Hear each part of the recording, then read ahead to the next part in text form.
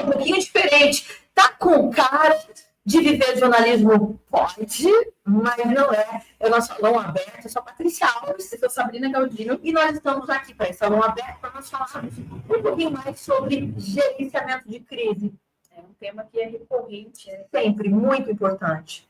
Muito importante. E temos caso novo hoje. Vamos só contextualizar, né, gente? Gerenciamento de crise é um assunto que você que é assessor de imprensa, você que é relações públicas, você precisa dominar. Não é entender, não é saber sobre. Quando a gente sabe sobre alguma coisa, eu sei que a Sabrina está morando lá, soube que a Sabrina casou. Saber sobre algo, eu trazendo a vida pessoal, vai sair aqui de novo, não significa que você conhece profundamente aquilo. Posso nunca ter ido na casa da Sabrina, posso não conviver com a Sabrina. Então, só saber sobre não faz de você especialista.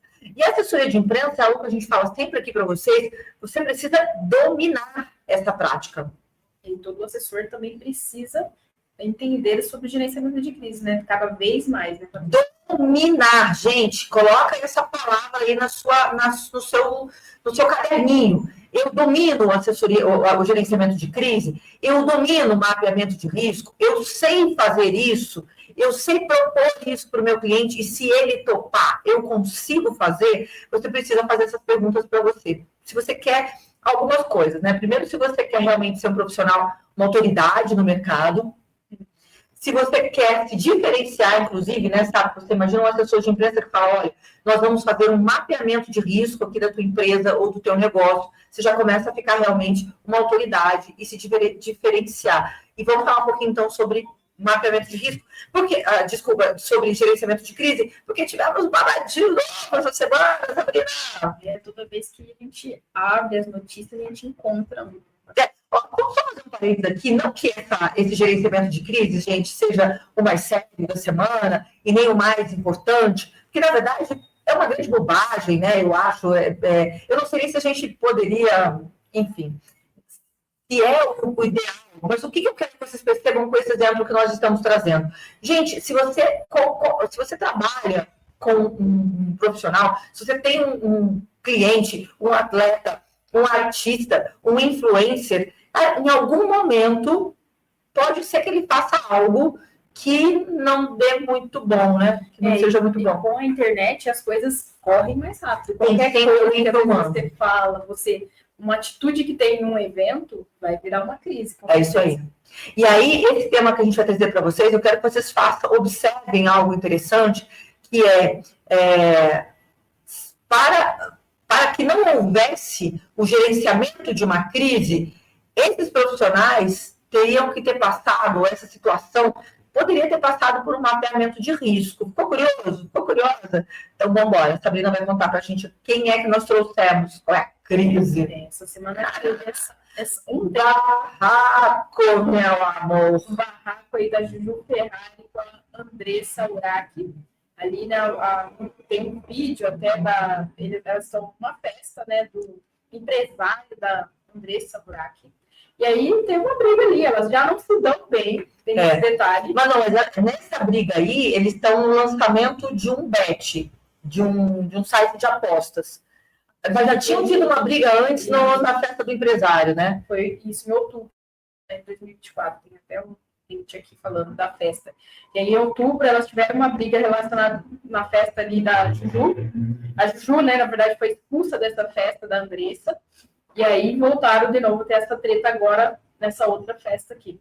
Foi lançamento, né, de um site de apostas. E aí, uma cuspiu na outra, né? Foi que baixaria. E aí, veio a Andressa, arranhou o rosto da outra, foi parar no hospital, lá teve que dar uns pontos. Tudo por uma briga, nada a ver. Gente, olha só. Então, vamos lá. Vamos começar. A gente queria, na verdade, junto com você, fazer uma análise desse caso. Eu quero que você pense o seguinte.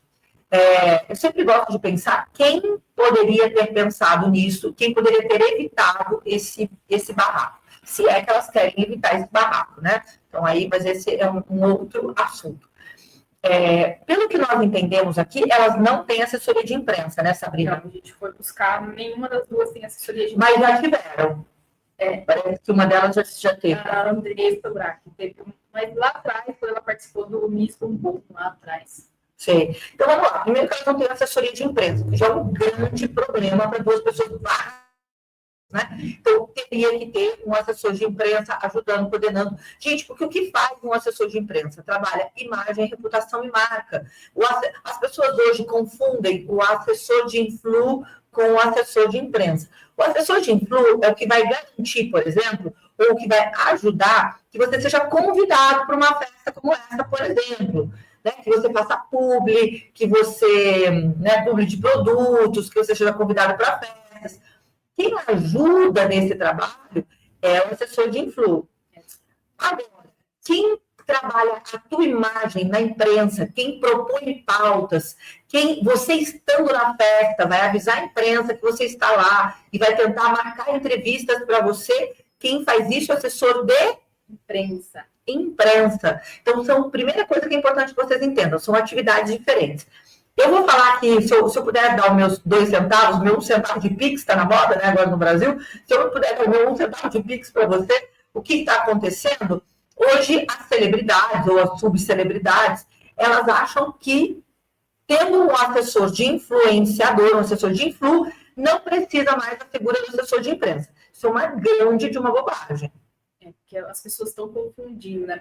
O marketing, pronto, tem o marketing, agora eu tenho tudo. Tem o assessor de influenciador, tenho tudo. Isso. Mas cada um tem a sua função, né? Exatamente, porque assim, se você tivesse, se eu fosse assessora de imprensa, jamais seria, mas se eu fosse assessora de imprensa de uma das duas, a primeira coisa que nós teríamos feito ali é um mapeamento de risco, né, Sabrina? Se já aconteceu essa situação em outro momento, precisa algumas atitudes ali, né? Gente, não sei se vocês sabem, mas quando a gente faz uma coletiva de imprensa, por exemplo, quando você faz uma festa e você traz a sua assessoria de imprensa para atuar, uma das perguntas que nós fazemos é: algum convidado tem algum problema com outro convidado? Essa é uma pergunta básica, porque as pessoas não precisam se gostar, e às vezes elas vão estar no mesmo ambiente. Então, assim, existe alguma animosidade, existe algum estresse entre convidados? Se sim, qual a primeira providência que nós temos que ter? Vamos mantê-los em locais separados, né? Vamos mantê-los a certa distância para que a gente possa, inclusive, seguir sem nenhum tipo de problema. Porque eu não acho que essa empresa, essa casa de apostas, gostaria de ter esse barraco, até porque o nome dela não apareceu, então para ela não interessa nada, né? Esse tipo de barraco numa festa, imagina. Que coisa feia, né, gente? Duas marmanjas dessa, batendo boca e cuspindo na outra. É uma cena terrível, mas aí a gente vai entrar numa questão de comportamento, né? De imagem, de reputação, de marca, e aí a gente vai ter que entrar em algumas outras coisas. Mas eu acho que faltou aqui um mapeamento de risco do organizador da festa, primeiro, que talvez eu deveria também ter um assessor de imprensa. O assessor de imprensa é o que vai ajudar, primeiro, a convidar a imprensa, a garantir depois que esse material saia na mídia, vai fazer os releases, que casa é essa, como é que vai operar, tudo isso é feito por um assessor de imprensa. Quem convida a celebridade, geralmente é o RP, né? Aqui também pode fazer assessoria de imprensa. Relações públicas também pode ser um assessor. Mas faltou aí, gente, um mapeamento de risco em relação à festa, em relação aos convidados. Sim, até para a gente fazer uma festa de Natal, a gente tem que pensar nisso, né? Então, um ponto básico que deveria ter se atentado ali. Né? Me conte você aí, qual é o mapeamento de risco que você tem que fazer na sua festa de Natal? Importante.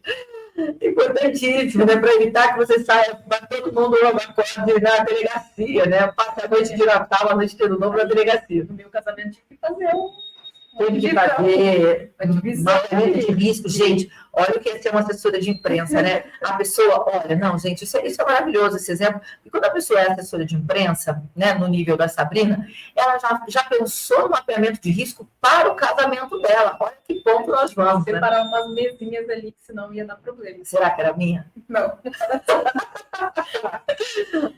Não era mesmo. Então, vamos lá. Vamos falar sobre mapeamento de risco e gerenciamento de crise. Gente, são duas coisas completamente diferentes. O mapeamento de risco ele vem antes do gerenciamento de crise. São documentos que você precisa preencher, que você precisa analisar, de situações que podem vir a se transformar em crise. Lembrando que crise, o que é? Crise é algo que sai da normalidade, que sai do controle e que ganha notoriedade na mídia, como nesse caso aqui, né?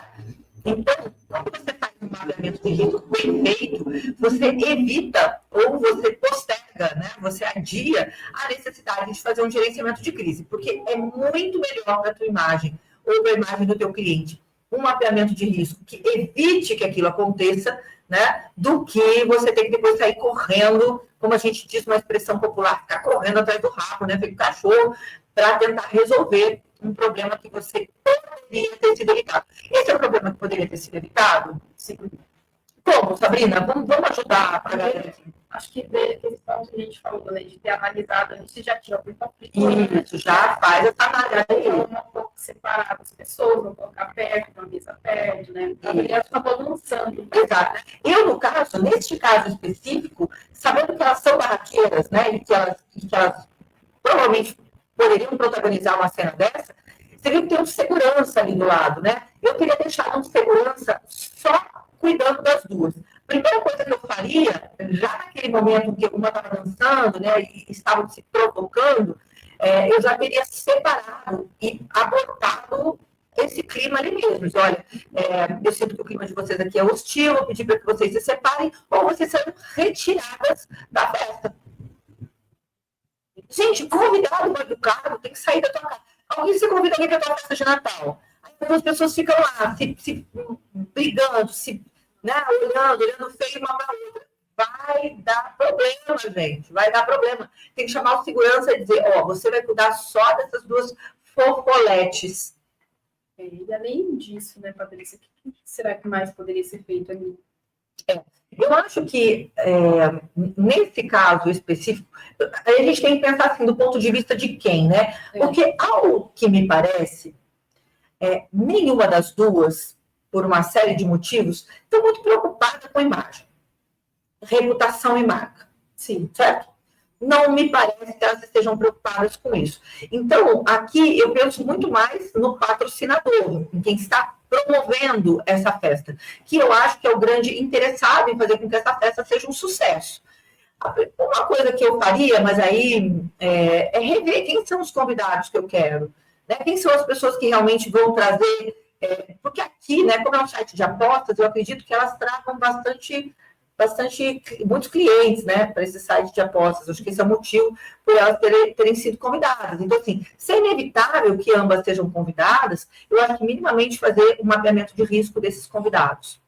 Eu acho que isso é o mais importante. Isso é legal que você está falando aqui, que a gente pensa em gerenciamento de crise, lá dentro da empresa, dentro do... Isso, exato. Mas aí tem os eventos, né, que aquela empresa está promovendo, a importância, né, de trazer o gerenciamento no geral mesmo, isso é legal. É isso aí mesmo, né, a Sá está falando, a gente sempre pensa em gerenciamento de crise de grandes empresas, de grandes corporações, nossa, rompeu a usina lá, as barragens de Brumadinho, ou caiu o avião da TAM, ou rompeu, né, ou uma tragédia lá no Rio Grande do Sul. Então, quando a gente pensa, isso também precisa de um gerenciamento de crise, isso também pode ser feito mapeamento de risco, né, gente? Porque se você tem uma empresa de avião, você tem que saber que em algum momento esse avião pode cair, como aconteceu lá com a Voipagos, até fizemos um vídeo aqui falando sobre como foi o gerenciamento de crise deles.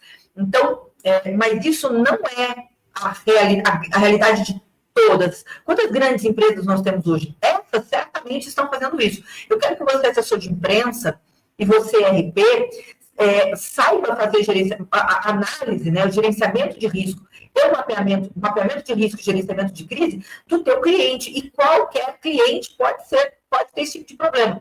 Eu estava jantando com os pilotos da Stock Car, né, nesse final de semana, nós estávamos em Goiânia, e aí, a certa altura, o Ricardo disse, olha, eu não posso beber porque eu estou dirigindo, estou guiando, estou levando vocês até o hotel, e pode ser que eu seja pego. Então, olha só, ele tem uma consciência. Na verdade, nós já falamos sobre isso no mapeamento de risco. Isso é um problema. Você imagina o nosso piloto sendo pego dirigindo alcoolizado, né? Isso é um problema. Mas percebe que nós já fizemos um mapeamento de risco?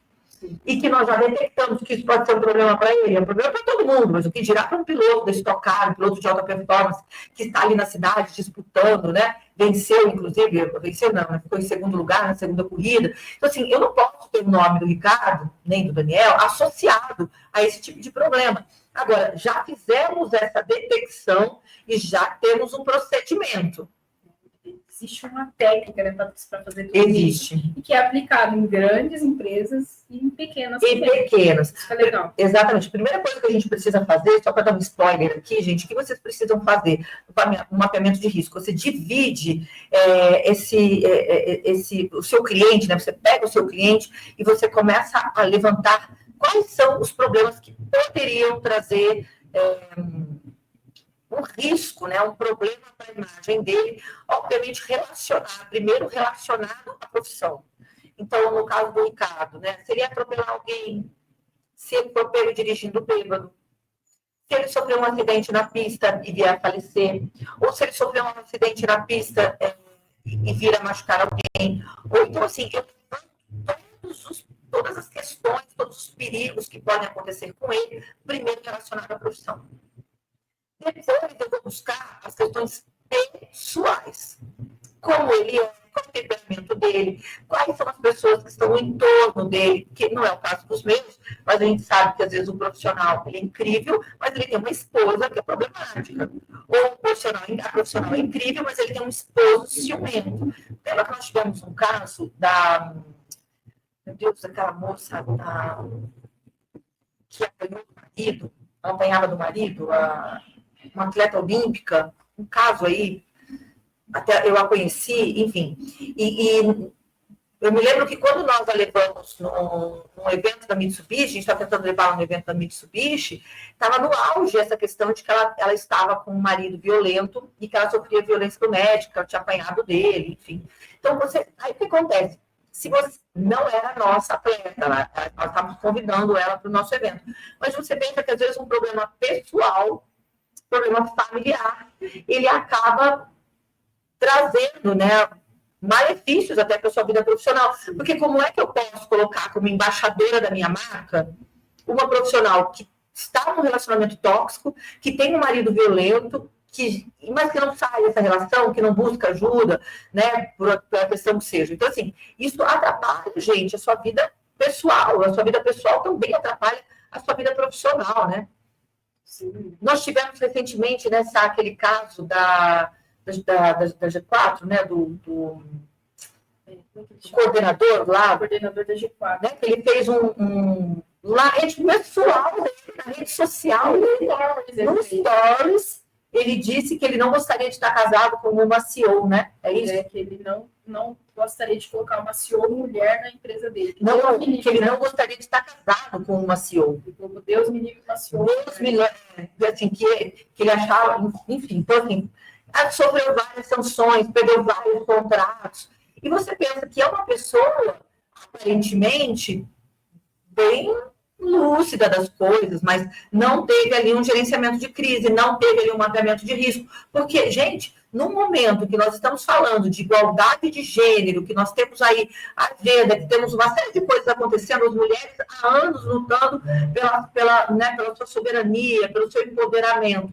Vem um cara dizer, ai, Deus me livre, está casada com uma CEO. Eu acho que foi alguma coisa assim. A gente pode até levantar, poderia até falar sobre esse caso depois no podcast, né? Se é que nós já não falamos, eu tenho dúvida.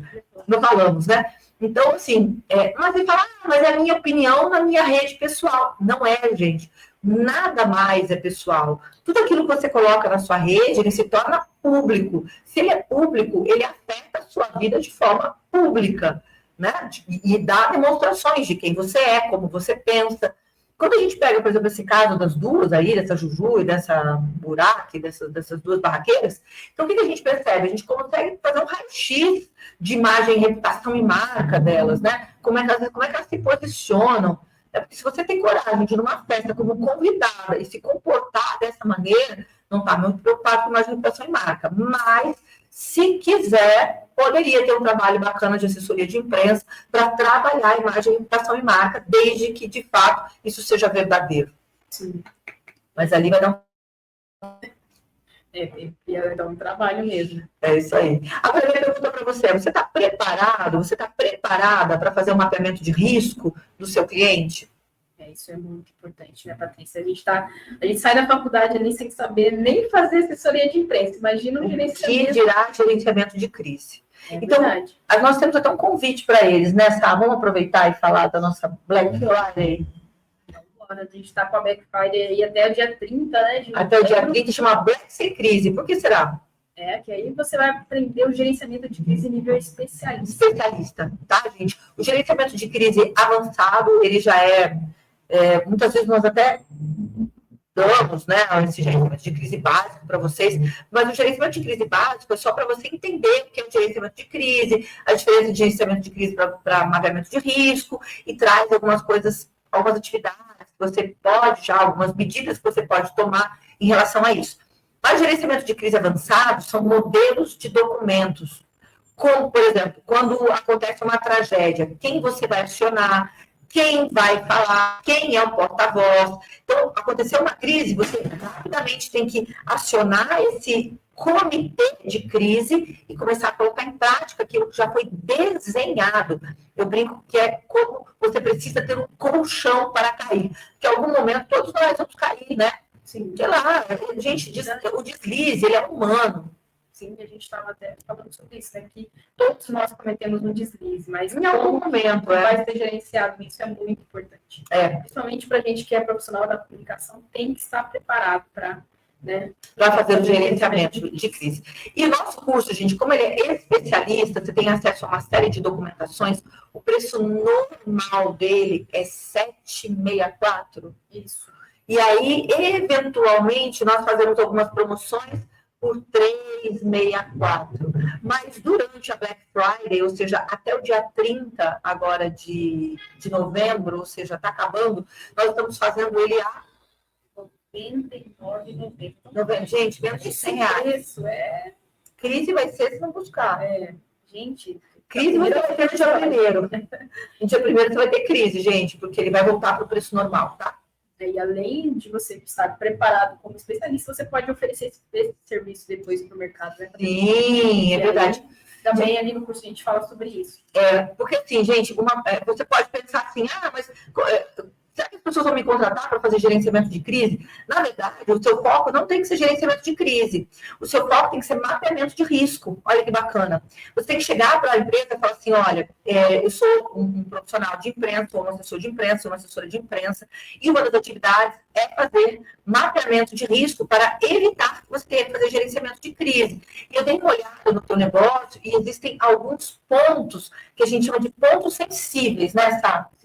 Aí você vai dizer, olha, eu detectei no teu negócio alguns pontos sensíveis que podem ou deveriam ser mapeados, a gente já fazer as correções necessárias, porque pode ser que a curto, médio prazo, você tenha aí uma necessidade de gerenciamento de risco. E o gerenciamento de risco é muito caro, gente. Você paga por hora. Né? O cliente paga por hora quando você precisa fazer um gerenciamento de crise. Então, o mapeamento de risco pode ser para você, inclusive, uma outra fonte de renda. Sim, sim. Dá até para abrir aqui, né, Patrícia? Até quanto ele pode cobrar por hora? Pode. O mapeamento de risco, se for uma empresa pequena, que você vai analisar ali um setor, você pode cobrar R$ 1.500. Eu gosto de pensar nisso, R$ 1.500 por setor, tá? Ou você faz um pacote, eu, por exemplo, já fiz mapeamento de risco por R$ 6.000. Eu trabalhei 3 dias, então eu cobrei R$ 2.000, mas trabalhei em torno de 2 horas por dia. Trabalhei 6 horas, R$ 6.000, e ficou em torno de R$ 1.000 a minha hora, né? Então, claro, cada um tem sua realidade dentro da comunidade onde está, dentro da cidade onde está, mas a partir de R$ 1.500. Você imagina, se você fizer 2 mapeamentos de risco na cidade por um preço ridículo de R$ 1.500, você já levantou 3.000. E, gente, é um passo a passo, né? As pessoas falam, será que eu consigo? O mapeamento de risco é o passo a passo. É só seguir o passo a passo que está ali no curso. Tem toda a documentação, é só baixar, preencher, que funciona.